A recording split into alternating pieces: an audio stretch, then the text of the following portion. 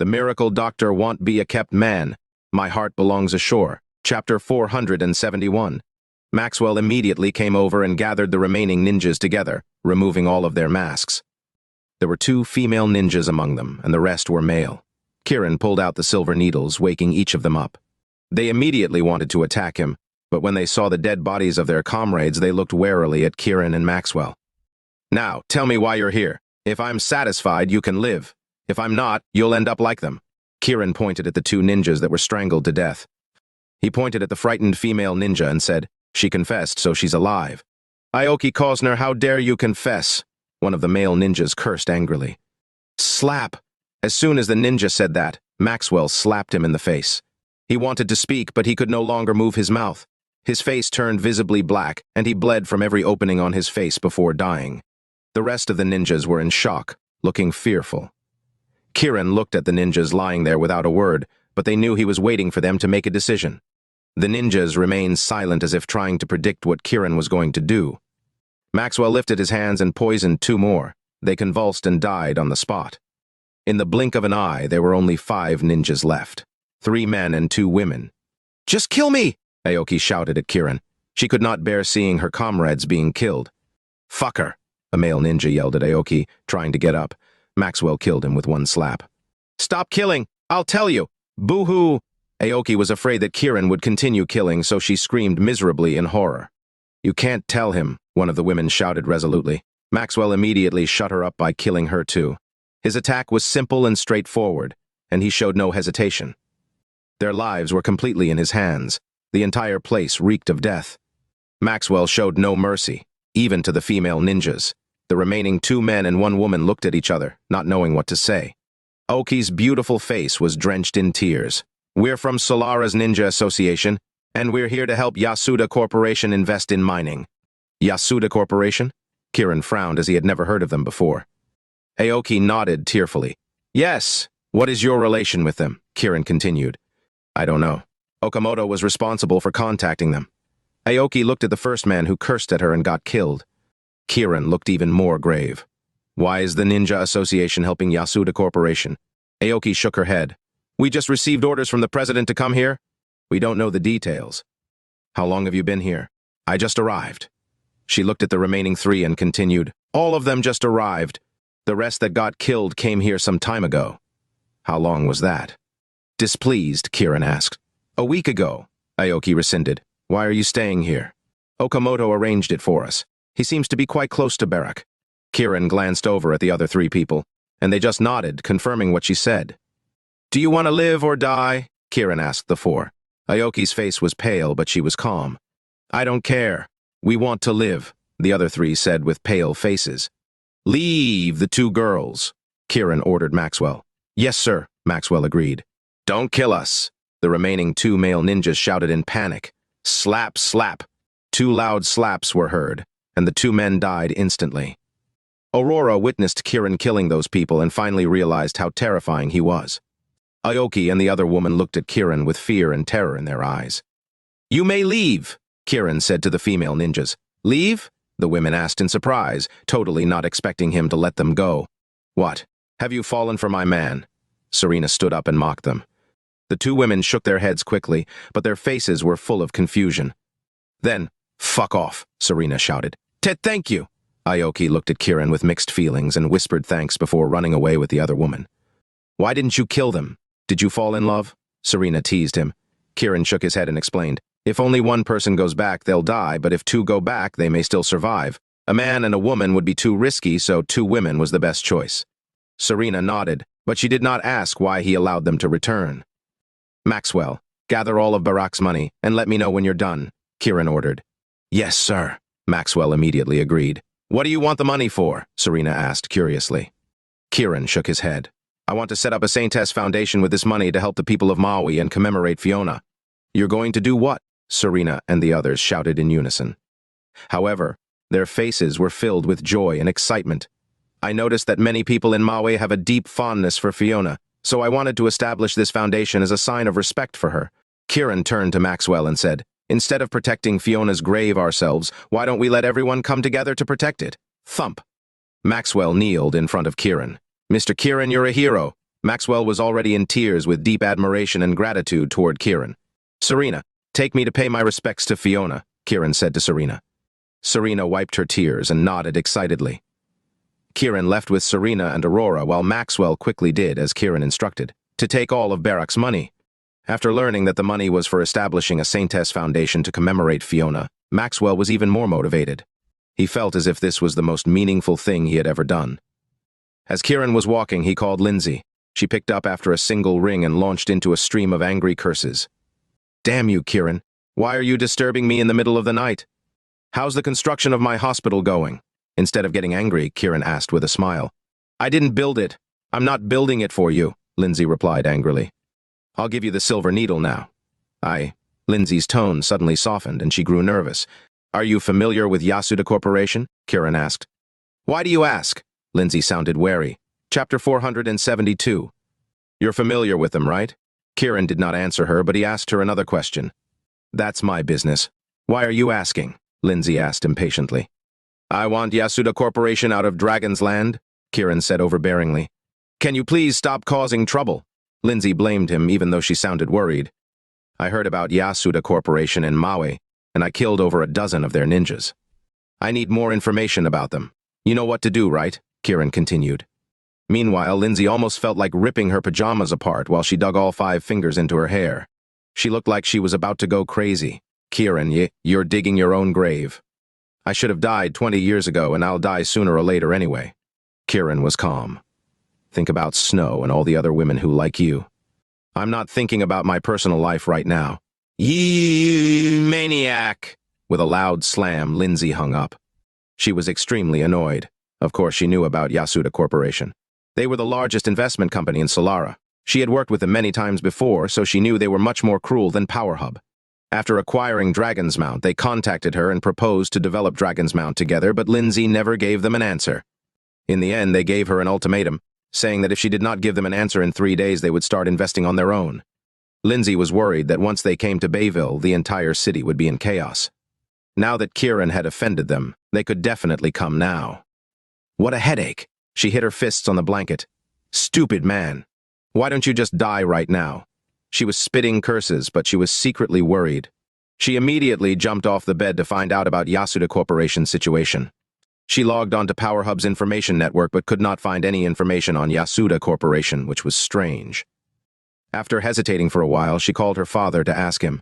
After the call went through, Finn's voice was heard. "Why aren't you asleep yet?" "Dad, Yasuda Corporation is bothering me, so I couldn't sleep." Lindsay put the blame on them. "What's wrong with Yasuda Corporation? Do they want to invest in Bayville?" Finn asked with a smile. "Yes. We're old friends. Isn't it great that we all get to make money together? If they want, we can sell some of ours to them." Lindsay was stunned to hear her father's words. It was not just about selling it to them, but her father was clearly trying to avoid getting into any conflict with them because he was afraid of them. "Is Yasuda Corporation very powerful?" Lindsay asked reluctantly. "It doesn't matter whether they're strong or not. What matters is that we make money." Finn's words were vague, but the meaning behind them was obvious. He did not want to get into trouble with them. "Dad, I don't think Kiran would agree," Lindsay said carefully. "What does that have to do with us? Why should we care about whether he dies or not?" Finn said ruthlessly. Lindsay looked anxious as she hesitated to speak. "If Kiran dies, it'll bring us peace of mind." "Isn't that a good thing?" Finn asked. "You're right." Lindsay did not want her father to know that she liked him, so she had no choice but to agree. "Don't worry about this. It's best to let Yasuda Corporation kill Kiran and destroy Xander Corporation." "Aha." Finn laughed and hung up. Lindsay was silent for a moment before she called Kiran again. Kiran was on his way to Fiona's grave when he received the call from Lindsay. "Did you find anything?" "Kiran, there's something you must keep in mind," Lindsay said solemnly. "What is it?" Kiran knew that the woman had a love-hate relationship with him, so she would not actually harm him. "Yasuda Corporation is coming to Bayville to invest, and they want to work with us." "Work with you? Do you have any other information about them?" "No, I couldn't find any." "Even you couldn't find any?" "No, I couldn't! Did you agree to work together?" "Not yet. Our family is planning to withdraw from Bayville and make way for them," Lindsay said nervously. "You're withdrawing?" Kiran was shocked to hear that. If the Ludwig family was withdrawing, it meant that they knew that they were inferior to Yasuda Corporation. "Anyway, that's what's going on. I'll make sure to build your hospital for you, but you must be careful of Yasuda. Also, Xander Corporation should be careful too. If they go to Bayville, I'm afraid that it'll even cause a commotion." If you need more money, I'll find a way to get you some, Lindsay said in one breath. Kiran was shocked. He could not understand what was going on, but he knew that Lindsay was showing him true love by giving her all to help him. Since the Ludwig family is in a difficult position, you should stay out of it. Wait for me. I can handle it on my own, Kiran said confidently. If you want to die, go die yourself and don't leave any traces behind after you die. Lindsay was angry to hear that her kindness was rejected. Slam. Lindsay hung up angrily while her eyes were brimming with tears. Kiran listened to the dial tone and shook his head. Some things were just impossible. Are you all right? Serena asked. I'm fine. Kiran did not take it to heart at all. He then asked, why does Barak want to dig up your master's grave? I don't know. He just said that there were mineral deposits and that he needed to develop it, said Serena. They're so cruel for wanting to dig up my aunt's grave because of the mineral deposits. Aren't there many other mining sites? Aurora said angrily. Kiran was quiet after Aurora's words struck him. What was so special about Fiona's grave? Serena, did you know that Aurora's father has gone into a deep sleep, and he will die if he isn't cured within 7 days? Kiran asked. Really? Serena was curious. She had no idea. Yes, my mother used to go find medicine, but she's unconscious now, so I have no idea where to find the medicine, Aurora said. I don't know either. Serena frowned and shook her head. Kiran's eyebrows knitted together. Now he was even more curious about Fiona's grave. Chapter. Half an hour later, they walked through a dirt road and came to a gap in the mountain. There was a tall tombstone in front of him. It was neatly repaired with bouquets around it. On the tombstone, it read, Here lies Fiona Sinfield, Saintess of Maui. Master, Aunt. Serena and Aurora rushed over and kneeled before it, crying. Kiran did not cry, nor did he kneel, but he looked around. Scaffolding had been installed as the construction here was about to begin. Kiran was certain that Barak wanted to dig up the cemetery for mining. He hated him even more for being so inhumane. Kiran had been observing the location of the cemetery. It was a good location, with the men on the left and the women on the right. However, there was just one problem. The right side needed one more person, a man, in order to achieve balance. Without a man buried there, no matter how great the location was, it would hinder the flow of energy. Kiran was puzzled about Fiona's burial place. He looked at Serena, who was crying sorrowfully, and asked, Serena, who chose this cemetery in the first place? Is there a problem? Serena wiped away her tears and looked back at him. My master chose it back then. She chose it herself? Kiran was confused. Serena nodded. Yes, she specifically told me to bury her here when she dies. Kiran fell silent, wondering why Fiona wanted to be buried here. Was it because she was longing for a partner? His father? Kiran immediately dismissed that idea. He thought that it was impossible. Kiran walked toward the other side of the mountain. When he got to the other hilltop, he looked back at Fiona's cemetery and saw that her tombstone was facing his direction, as if the two were looking at each other with deep affection. Kiran looked around and saw a barren mountain with nothing but weeds. Just as he was about to leave, there was a crash behind him. He looked back and saw 2 rabbits running away in a hurry. Kiran did not hurt them. He just thought those rabbits seemed happy together. Rumble. Suddenly a noise came from the rabbits' direction. Kiran curiously hurried over and saw that the 2 rabbits had fallen into a deep hole. The hole was about 1 meter in diameter and it looked bottomless. Kiran was reminded of the cave in Mount Mordor, so he jumped in right away. The walls of the cave were smooth, so nothing obstructed his way down. It got cooler and breezier as he got lower. It felt like a spring breeze at first, then autumn, and finally winter. Kiran quickly used his energy to warm himself up. He was intrigued as the coldness of the cave felt similar to the coldness of the black-haired monster in Yvonne. Kiran went all the way down, and when he finally landed at the bottom, there was the sound of a flowing river. Could this be the dragon's path? Kiran was ecstatic. He took his phone out to illuminate the area. Sure enough, it was the path of the dragon. He could even see the exposed crystals. Kiran was certain that this mountain was part of the same range as Mount Mordor. He looked in the river, but there were no fish. The water was clear with nothing in it. As soon as he got close, he could feel the cold air. Clear water naturally did not have many fish, but if the water was so cold that it was devoid of life, something was not right. Kiran stared at the water for a while and saw nothing. After hesitating for a moment, he decided not to touch it. Kiran noticed that the wide cave seemed to be leading to Fiona's tomb, so he walked along it. After a few hundred steps, he came to a dead end. Kiran felt that he was probably underneath Fiona's cemetery. He looked up and saw it was pitch black. Nothing was there. Kiran stopped to look around but found nothing unusual. Just as he turned around, a sudden white light flashed before his eyes. Kiran stopped to look at it. The white light rested on the wall of the cave. and an even larger white light appeared, followed by a phantom-like woman. The woman's hair was tied around her head, and her fair skin beautifully contrasted with her dark features. Her eyes were kind and affectionate, like a mother's joy when seeing her child. The woman was beautiful and graceful. "Fiona?" Kiran asked. "You really are Zara and Titus's son. You look just like both of them. It seems they were a true match made in heaven." The woman did not confirm her identity, but she softly commented on Kiran's appearance. Her voice sounded joyful and sentimental at the same time. "Are you a spirit?" Kiran looked around him. "I'm not a spirit. Before I died, I put a trace of my memory in a spell and kept it alive until now. I'm glad you're here, or else you would have never seen me again. Thank you for helping the York family." Kiran kneeled in front of Fiona. "Please, get up." "A man shouldn't kneel. Rebuilding the York family and eliminating your enemies is more meaningful to me than seeing you on your knees." Kiran stood up and said firmly, "Don't worry, I'll definitely kill all my enemies. I trust you, but I must warn you that the people you're up against are very strong. Their power is beyond your imagination, so you must tread carefully." "I know." Kiran then asked, "What is the secret of Dragon's Mount? Haven't you already gone to Dragon's Mount, Mount Mordor, and now Harrow Peak?" "The truth is whatever you think it is." "Really?" Kiran still could not believe it. "The eyes may not always perceive reality, but there is truth in what we see. What you see right now is a testament to that. Barak and the others want to dig your cave to mine the mineral deposits in here. Are they trying to destroy the energy pit? You're very smart. Why aren't they starting elsewhere? They need a suitable excuse. They can't just do it anywhere they like. You've already been to Mount Mordor. If anyone else were in your place, they might not have come out alive." Kiran nodded. "Yes, the animals in there were very strange. Many were poisonous and ferocious beasts. It's human greed. It's the only way. After being deceived, your family almost mistakenly developed Dragon's Mount, which got them exterminated. It's our family's fault.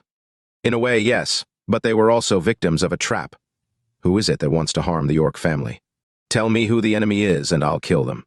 "The enemy is." Chapter 474.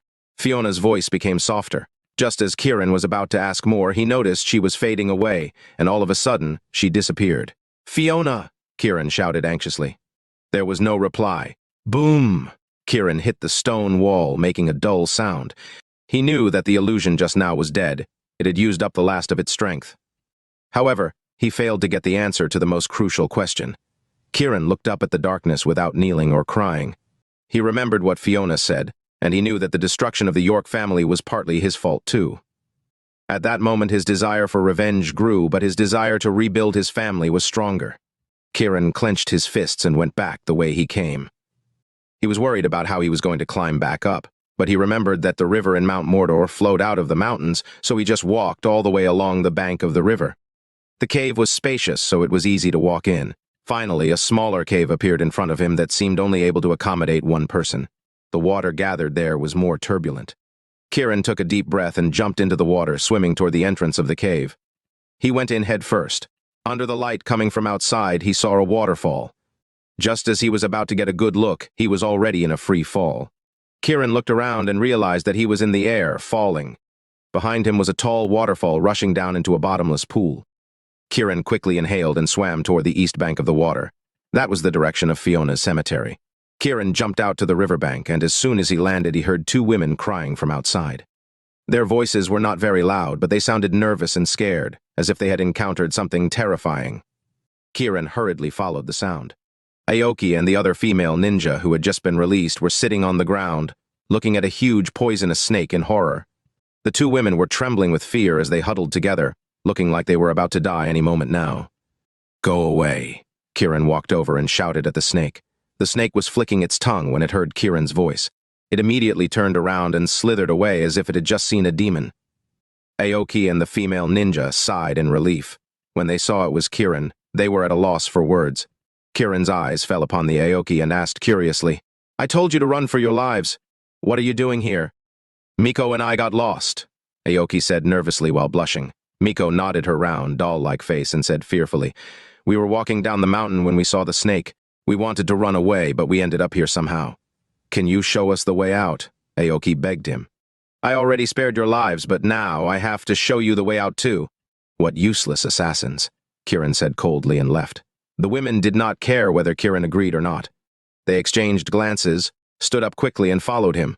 Although they were ninjas, that did not mean that they were not afraid of venomous snakes.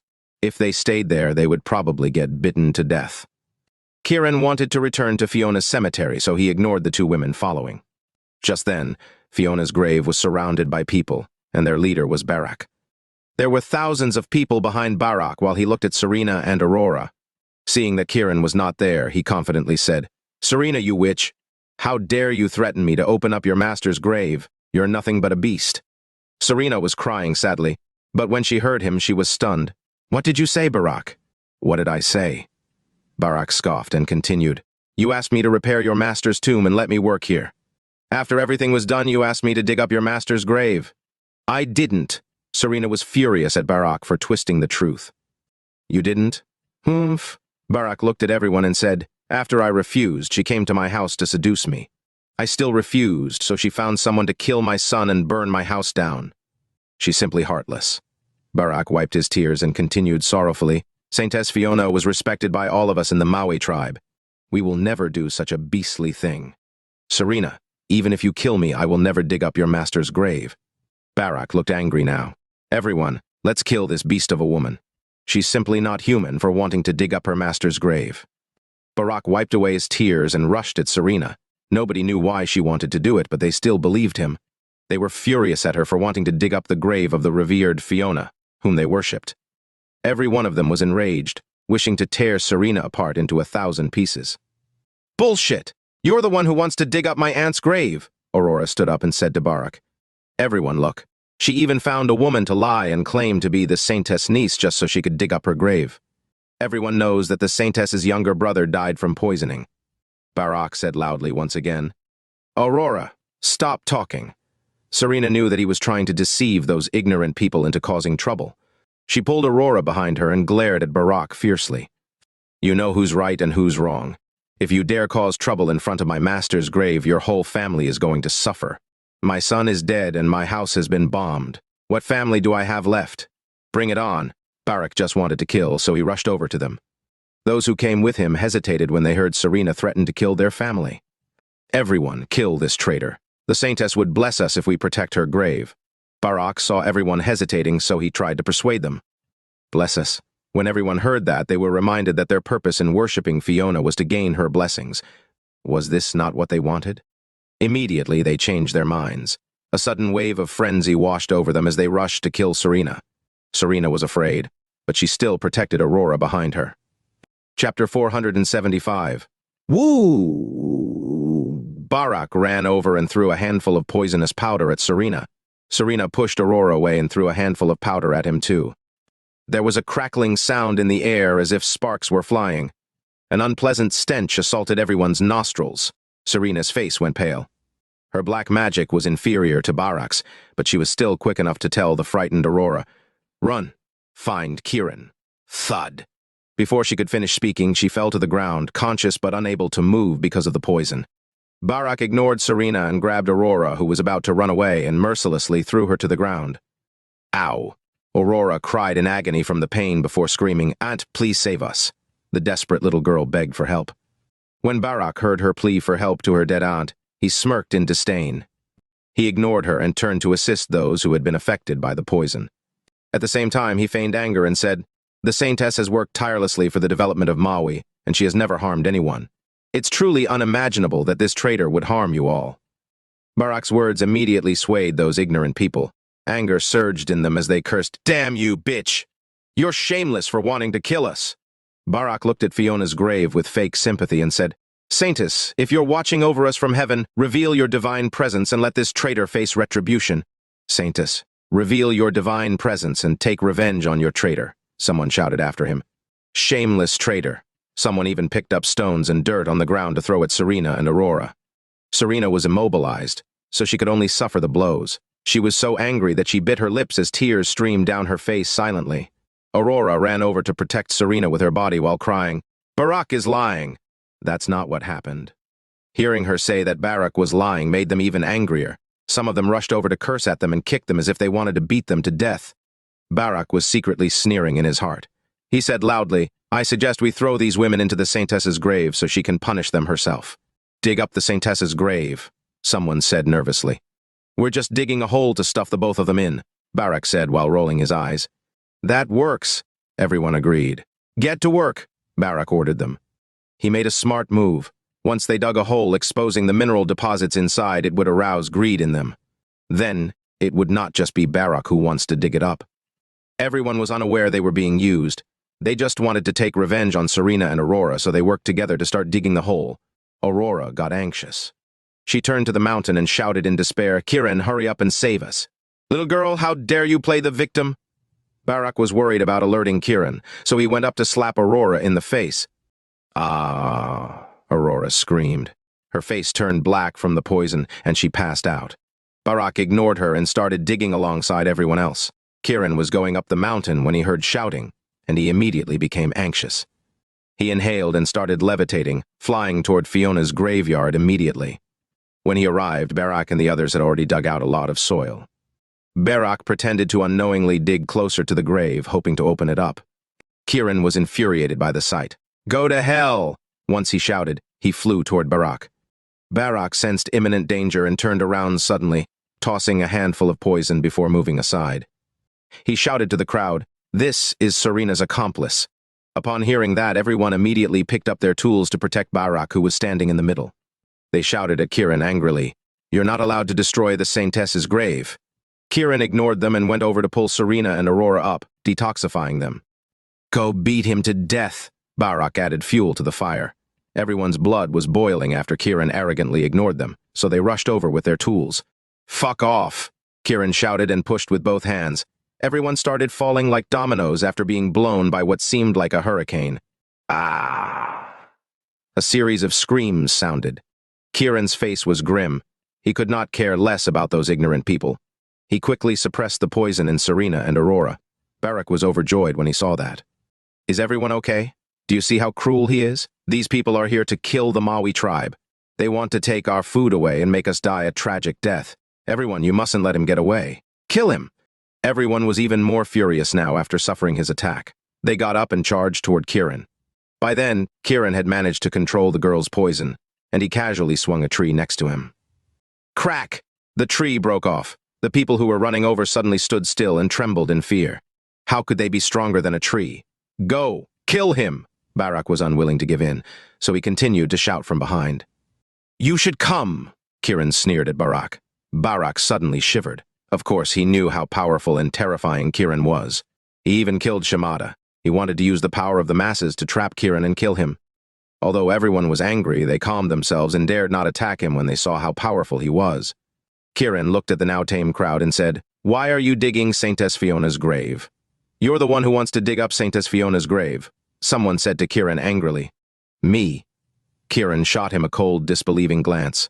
"Aren't you that one who came to dig the grave with that witch, Serena?" someone asked bravely. Kiran had already guessed that it was Barak who deceived them. He looked at Barak with a cold gaze and said, "Did you tell them that?" "Isn't it true?" Barak tried his best to calm himself down and said bravely. "The truth?" Kiran scoffed. "You're the one who wants to dig up the mine under Fiona's grave, right?" "Nonsense," Barak nervously denied. "Do you refuse to admit?" Kiran shouted angrily. "It's obviously you," Barak insisted. "Then, I'll prove it." After saying that, Kiran looked down the mountain and said, "You two, come here." Chapter. Everyone looked in Kiran's direction while Aoki and Miko stepped forward. Both of their clothes were dirty, and their faces were red from nervousness. They followed Kiran all the way up the mountain to avoid poisonous snakes and to stay alive. "Hello, Barak," the women shouted at the same time. They heard Kiran and Barak's conversation just now. They knew that Kiran wanted them to expose Barak for his lies, so they greeted him in a way that showed that they knew Barak. As expected, Barak's mind was buzzing when he heard the women's voices, as he did not expect there to be survivors. He calmed himself down and asked, "Where did you liars come from? Are you accomplices?" Aoki blinked innocently and said, "Barak, we're Okamoto's friends. We've been living in your home for a week. Aren't we supposed to dig up Fiona's grave with you?" Miko nodded. "A dozen ninjas helped you with that." Barak's head was spinning. He wanted to call those women idiots for admitting it out loud. He was about to explode with anger. "Nonsense. It's all nonsense. I don't know any Okamoto. Didn't you give Okamoto a woman named Mia chance from the Maui tribe?" Aoki continued. Barak, did you kidnap my daughter?" Suddenly, an old man in the crowd asked angrily as he stared at Barak. No! Barak shook his head in denial. Do you have proof? Kiran asked Aoki. Yes. Aoki took out her phone. Okamoto sent a photo of Mia in the group chat. She turned on her phone and handed it to Kiran. When Kiran saw the photo of the naked woman and Okamoto with a lustful smile, he wanted to kill Okamoto all over again. He held back his anger and handed the photo to the old man. The old man recognized his daughter at first glance and burst into tears. This is my daughter, Mia. Where is she? She's been missing for days. When they remembered what Okamoto did, Aoki and Miko frowned. Is she dead? The old man asked in surprise. She committed suicide. Aoki felt pity for her when she recalled how Mia killed herself after being assaulted by the other ninjas. Animal! When the old man found out why she killed herself, he cried angrily. Nonsense. It's not true. I don't know them, Barak shouted nervously. Everyone's faces were filled with anger. Although they were confused about what was going on, nothing mattered anymore when they found out that Mia died so brutally. Are you still not admitting it? Kiran looked at Barak and sneered. It has nothing to do with me, so why should I admit it? Barak continued to lie. Kiran looked at Aoki. Where's Mia's body? It seems to be in the toxic pool in his house, Aoki said with a pale face. How could he not even let the dead rest in peace? Beast! My daughter! The old man cried, heartbroken. Barak, since you said there's no such thing, why don't we go to your house's toxic pool and have a look? Kiran said angrily. Barak's face turned ashen from the nervousness, and he started to back away. Kiran looked at Aoki and Miko, saying, You two help Serena and Aurora. We're going to Barak's house now. Both quickly went up to help Serena and Aurora. Kiran looked at everyone. Everyone, let's go to Barak's house to find out the truth. Everyone's hatred for Kiran had suddenly turned into hatred for Barak. What Barak did was repulsive and beastly. Kiran went up to Barak and grabbed him. Let's go! Ah! Barak screamed and struggled, but he still got dragged in the end.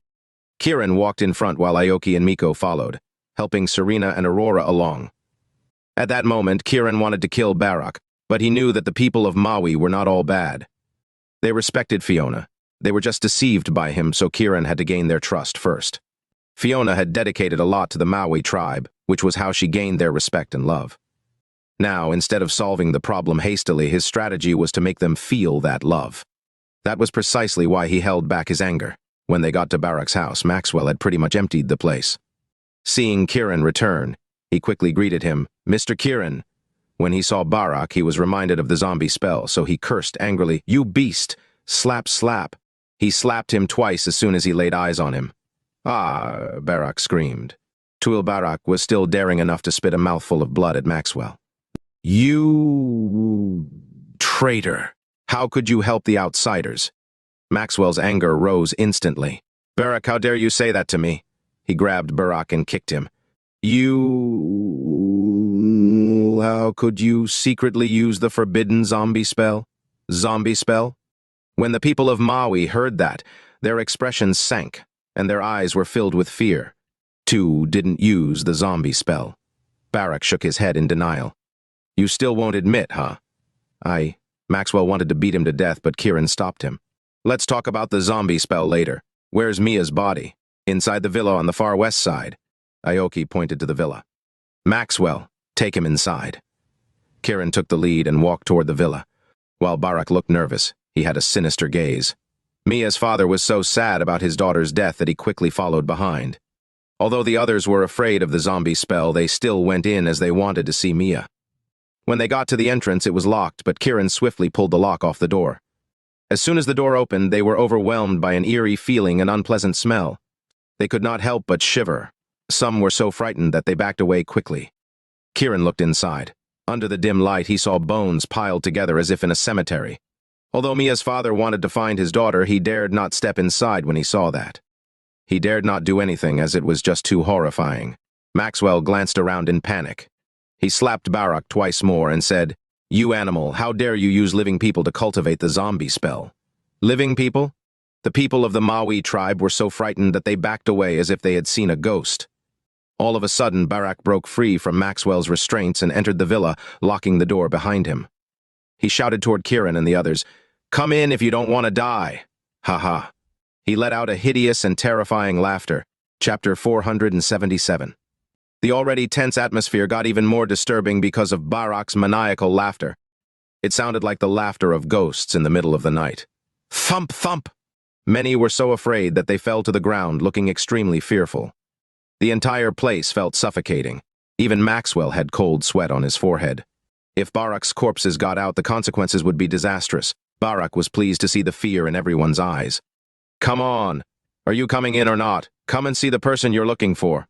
Mia's body hasn't completely rotted yet. I'll let you take a look. With a wave of his hand, a woman with rotting flesh stood up from the pile of corpses. As the woman stood up, the rotten flesh on her body fell off. It was a ghastly sight. Ow! Different sounds were coming from the outside. Some fainted, some vomited, and some were so frightened they shit in their pants. Mr. Kiran, the corpses cannot come out. Otherwise, the consequences will be grave, Maxwell said nervously to Kiran. Kiran looked as calm as ever as he stared at Barak. Why did you cultivate the zombie spell? I want to control Maui. Not only do I want to be the richest man in Maui, but I want to be the chieftain as well, Barak shouted without even trying to hide his inner greed. Chieftain? Kiran asked. Barak nodded. Yes, I want to become the Maui tribe's chieftain. He stood in the villa confidently because of his zombie spell. Why should the chieftain be hereditary? I want to change everything and let those who are truly capable be in charge. If you become the chieftain, what would happen after you die?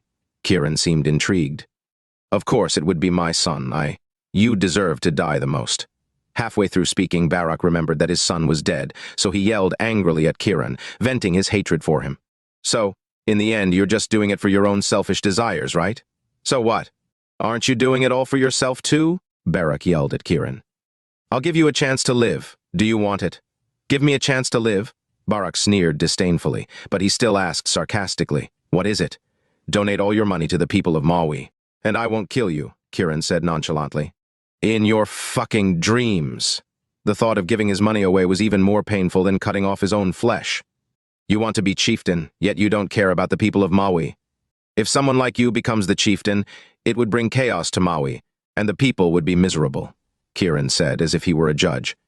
That's the Maui tribe's business, so you don't have to worry about it. Barak was so humiliated that he growled at him. It may not have been my business in the past, but it is now. What are you going to do? Kill you. Then I'll use your property to help develop the Maui tribe and give back to the people. After saying that, Kiran looked at the crowd. At that moment, the crowd had calmed down from their panic and nausea. When they heard his words, they looked at him in astonishment. Maxwell immediately said, Mr. Kiran decided to gather Barak's money to establish the Saintess Foundation to help the people and develop Maui. Really? Someone asked, as if they couldn't believe it. Is it true? More people sought confirmation.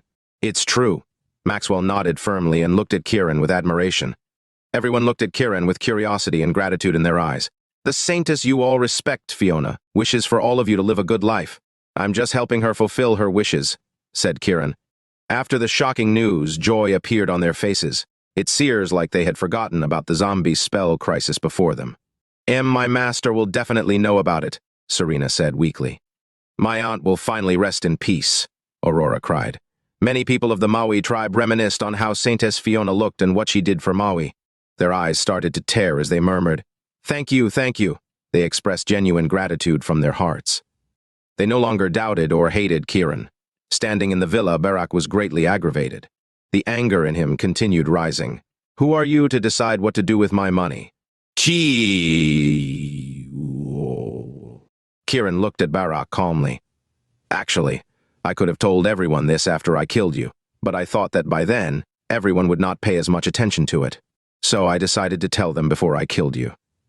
As if, Barak roared as he clenched his fists. Barak, the angrier and crazier you are, the more these people will cherish Saintess Fiona and the future of the Maui tribe. Kiran continued to provoke him. Kiran, stop daydreaming. If you dare continue, I'll release these corpses and let the entire Maui be controlled by dead people, Barak threatened. You're scared, Kiran sneered. I'm not scared. I'm letting you know what the dangers are, Barak responded coldly. The danger is... Kiran dragged his sentence. What? Barak was impatient. I don't know. Kiran took a deep breath and said. Barak was furious that Kiran was messing with him. Just as he was about to speak, a figure flashed in front of him, and Kiran was already beside him. You're shameless, Barak yelled angrily, wanting to get back at him for messing with him. Crack! Kiran had already snapped his neck and shattered Barak's body into pieces. Everyone gasped. Maxwell was overjoyed. He looked at Kiran with admiration. Kiran distracted Barak on purpose before the surprise attack. The zombie spell was very powerful, and it would be very dangerous if it spread. Kiran was a genius. He successfully tricked Barak. Kiran traced his hand across Barak's body, but his expression sank all of a sudden. "Mr. Kiran, what's wrong?" Maxwell quickly asked. "The charm isn't here," Kiran sounded surprised. "Where is it?" Maxwell and the others asked in shock. Kiran let go of the body, and his gaze sharpened. Chapter 478. Maxwell's face was drained of blood from the fear. Without the charm, killing Barak and getting rid of the corpses was no use. If the zombie spell was still in Maui, that was the most terrifying thing. It would be the same as cutting down a tree without getting rid of the root. Useless. Not even a second after being relieved, the crowd grew nervous again. They even felt like the zombie spell was all around them. Although Kiran was worried, he still stepped inside the house. There were bones everywhere and the smell of rotting flesh. It was truly disgusting. In a pile of bones, some kind of white bug was crawling on it. "This is the parasite of the zombie spell," Maxwell said beside him. Kiran was not afraid. He lowered his head and pricked it with a needle. The little bug was pierced. Its body was wriggling as if it were trying to break free. Maxwell's face turned pale, and his eyes were filled with fear. He still could not understand why Kiran was not afraid of black magic. Was it because of his medical skills? Kiran would never admit that it was because of the love spell in him. The female and male love spell itself was so powerful that most black magic was unable to harm him. That was the reason he was unafraid of it. He needed to find out what kind of black magic he was able to control so he could lift the spell. Of course, he could not be bothered by Maxwell's reaction. He just looked at the parasite. Maxwell dared not say a word and only stared. The others did not even dare come in. Kiran shook his hand slightly, and the bug broke into pieces before it disappeared as if it were never there. "Mr. Kiran, what are we going to do?" Kiran turned to look at Barak's shattered corpse and felt a bit of regret. If he had kept him alive, he might have been able to try out the zombie spell. "Close the doors." Maxwell nodded and ran over to close the door. Kiran began to draw runes in the air, and soon Barak's figure appeared in front of Maxwell. Maxwell instinctively wanted to attack, but he saw that the figure seemed sluggish and did not react at all. "Is this his soul?" Maxwell asked quickly. Kiran nodded and asked the soul, "Barak, where is the charm of the zombie spell?" Barak's soul pretended not to hear him, and he did not react at all. "Barak, did you hear him?" Maxwell asked angrily, but Barak still did not respond. Kiran found it strange. Even if it were his soul, that was not supposed to happen. Usually a soul would be nervous and very scared. He tapped Barak's soul to wake him up, but his soul vanished. "Is someone controlling his soul?" Maxwell asked Kiran. Kiran's expression began to change. Someone was indeed controlling Barak's soul. "Maui truly has many experts." Kiran sneered and swept his hand over the corpses in front of him, causing continuous crackling explosions. Then all of them crumbled into dust. "Mr. Kiran, what should we do?" Maxwell asked. "We should wait. If they have plans, they will show themselves very soon. Let's see what their intentions are." Maxwell nodded.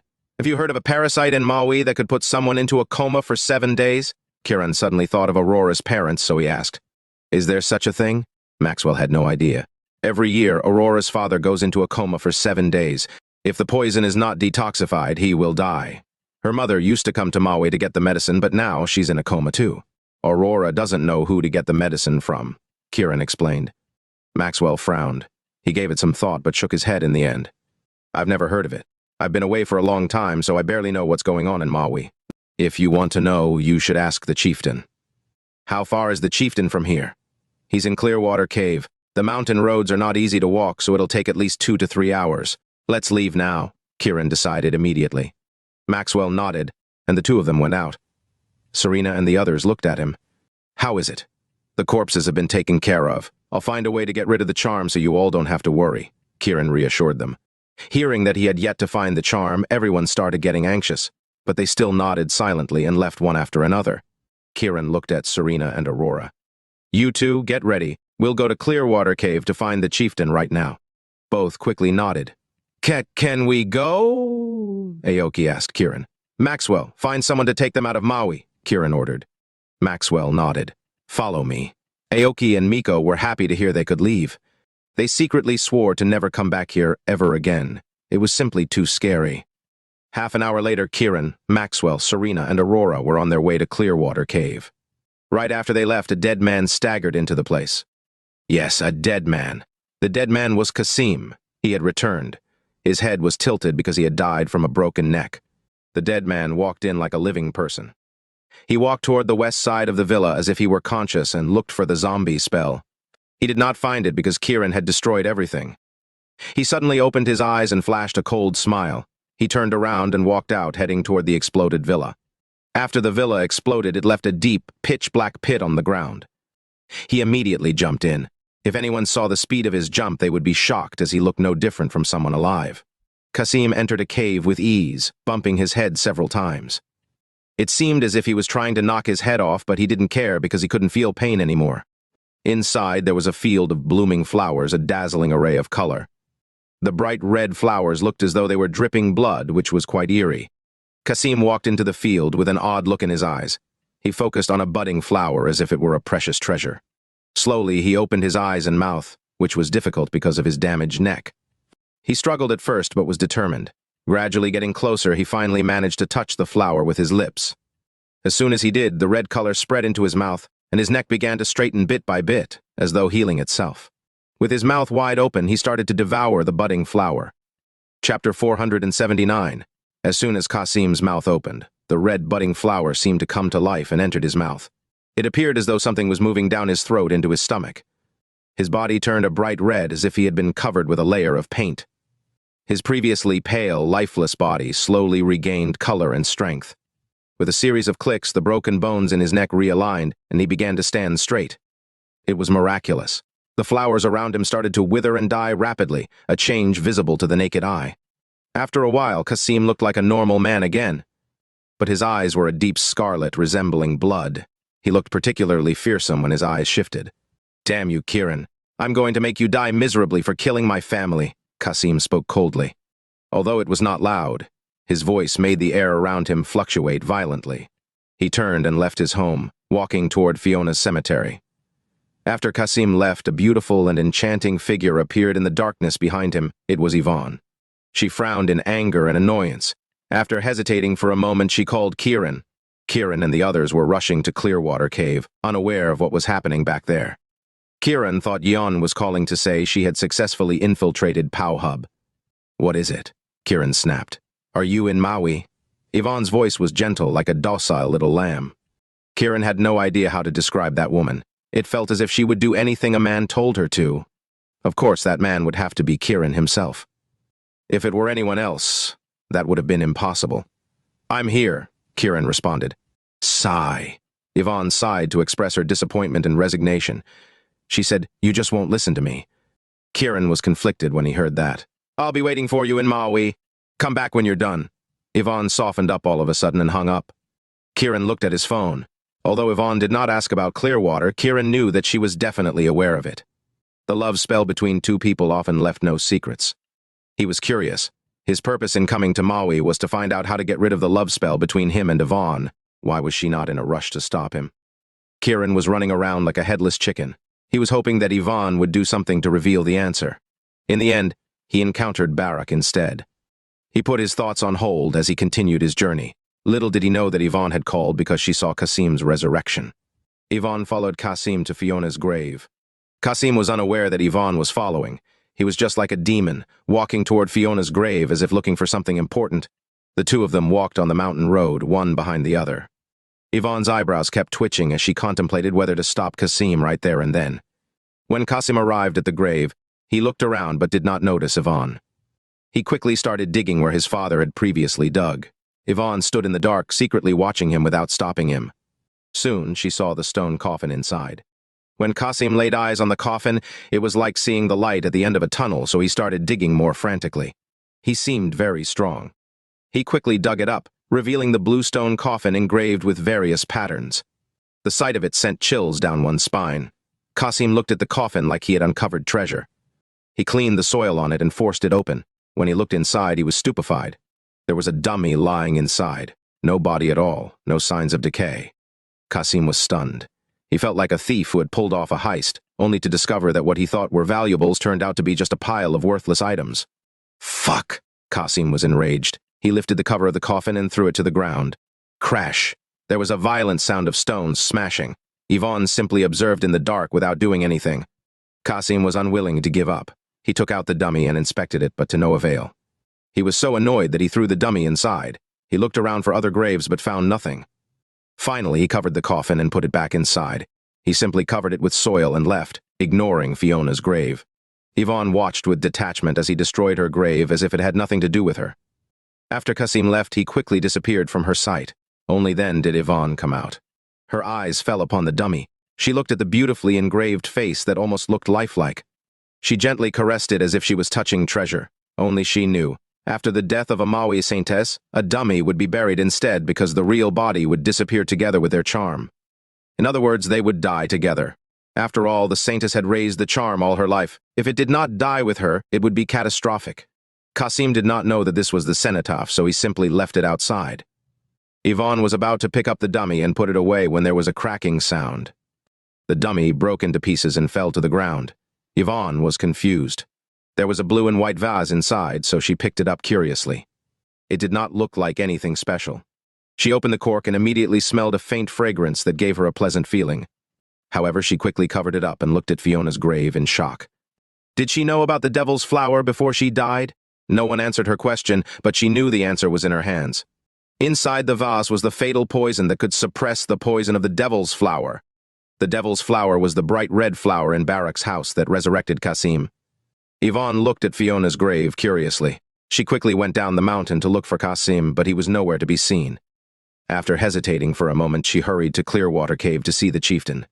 Chapter 480. Meanwhile, Kiran and the others had arrived at Clearwater Cave. It was not Maxwell's first time here, but he was still mesmerized by the peaceful and relaxing atmosphere. Kiran looked around him. There were lush mountains, blue water, and the echoes of songbirds. Clearwater Cave was like heaven on earth. They wanted to immerse themselves in it and never leave. Serena looked around and reminisced. The last time I came here was after my master was buried.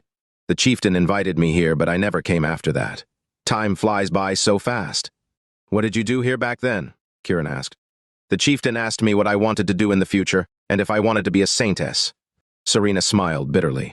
Kiran raised his eyebrows and said nothing, but there was a strange look in his eyes. He was starting to doubt the chieftain. Where was Yvonne at that time? Maxwell? Suddenly, a man's surprised voice sounded. Maxwell looked over and saw a middle-aged man who looked about the same age as him. The middle-aged man was thin and not very tall, but he looked energetic, especially in his eyes. They were bright, as if he had infinite power in him. Wesley? Maxwell shouted joyfully. Maxwell! Wesley Gunther rushed over to hug Maxwell tightly as if he was seeing a dear friend for the first time in years. His face was full of excitement. The two of them hugged for over 10 seconds before letting go. Wesley's face fell upon Kiran and the others, and he smiled. Who are they? They're my friends from Bayville. Maxwell then pointed at Serena. This is Serena, the disciple of Saintess Fiona. Next, he pointed at Aurora. This is Saintess Fiona's niece. Are you Wesley? The chieftain's bodyguard? Serena recognized the man. Wesley nodded at Serena and smiled. You've grown so big, if I didn't see you here, I would have never recognized you. Then he looked at Kiran. Is this your boyfriend? I'm Serena's husband. Kiran smiled. Wesley was stunned. Serena blushed. She knew Kiran was bluffing, but it was just too big of a bluff in front of her Maui relatives. Of course, she did wish to become Kiran's woman. His name is Kiran, Serena introduced. Hello. Wesley shook his hand. Kiran felt a cool sensation in his body, and he smirked. Wesley was not just an ordinary person. He may seem friendly, but he was cautious and cunning. He inspected the love spell in Kiran's body, but Kiran pretended not to notice. He just smiled at him. Finally, they let go. Maxwell, Serena, are you here to see the chieftain? Wesley asked. Both of them nodded. Yes. The chieftain is not in good health recently. He rarely sees visitors, including me. Wesley looked worried. What disease does he have? Maxwell asked anxiously. Wesley shook his head. I don't know. If you want, I can help you, Kiran volunteered. Are you a doctor? Wesley looked at Kiran in surprise. Mr. Gunther, Kiran has exceptional medical skills. I think you should let him try, said Serena, equally worried about the chieftain's health. Wesley hesitated, clearly reluctant. Mr. Gunther, does the left side of your head ache every night? It lasts for an hour, and the pain is excruciating, right? Kiran said while looking into Wesley's eyes. How did you know? Wesley looked doubtful, while Maxwell and Serena looked at Kiran in shock. It actually isn't a big problem. It can be solved easily. Kiran smiled faintly. How? Wesley asked curiously. It won't hurt if you're dead, Kiran said calmly. You're cursing me! Wesley wanted to kill him all of a sudden. Maxwell and Serena looked at Kiran nervously, wondering what he was trying to do. "Tell the chieftain to come out right now. I need to see him," Kiran said authoritatively. "Kid, you're crossing the line!" Wesley was furious. He shook his hands, and suddenly they were filled with disgusting scorpions and centipedes. "Don't misunderstand him. We're on the same side," Maxwell hurriedly stopped him. "I'm not a patient person. If the chieftain doesn't come out right now, I'll go in myself." Kiran looked at Wesley as if the poison in his hands were nothing to him. "You maniac!" Wesley shouted and was about to throw the poisonous scorpion and centipede at Kiran. Slap! Kiran slapped him. "Twee!" Wesley spit out a mouthful of blood, but it was black. It looked as if it had been accumulating in his body for many years. "Ah," Wesley screamed. Kiran smiled and said, "Your illness has been cured. Your head won't hurt tonight." "What?" Maxwell and the others looked at him in shock. Even Wesley was petrified. "Since you cultivate black magic, your body has accumulated a lot of toxins. Every night it would be activated, numbing your nerves and putting you through hell. The black blood you just spat out are the toxins," Kiran explained. "Well, why did you anger him on purpose?" Maxwell asked. "The toxins have already formed a connection with the black magic. If I cure you normally, it would become resistant, and he would risk losing his life. I only hit him when he was distracted and was going to attack me with the scorpions and centipedes. You should feel that the numbness in your body has disappeared, right?" Kiran smiled at Wesley. Wesley was dumbfounded. He was in disbelief that diseases could be cured like that. He did feel that the numbness was gone, and he was much less tense than before. He was over the moon, so he said, "Thank you." "Thank you very much." Maxwell and Serena breathed a sigh of relief. They were shocked when they saw Kiran getting angry just now. They thought that he was about to kill someone. After finding out that he was merely trying to cure him, they were relieved. However, they did not notice the gleam in Kiran's eyes. "Come in, everyone." Wesley invited them in with a smile. He did not mention anything about seeing the chieftain, as if he had forgotten about it. Meanwhile, Kiran was smiling even more on the inside. He found Clearwater Cave and the chieftain to be quite intriguing, so he decided to delve into the secrets of Maui.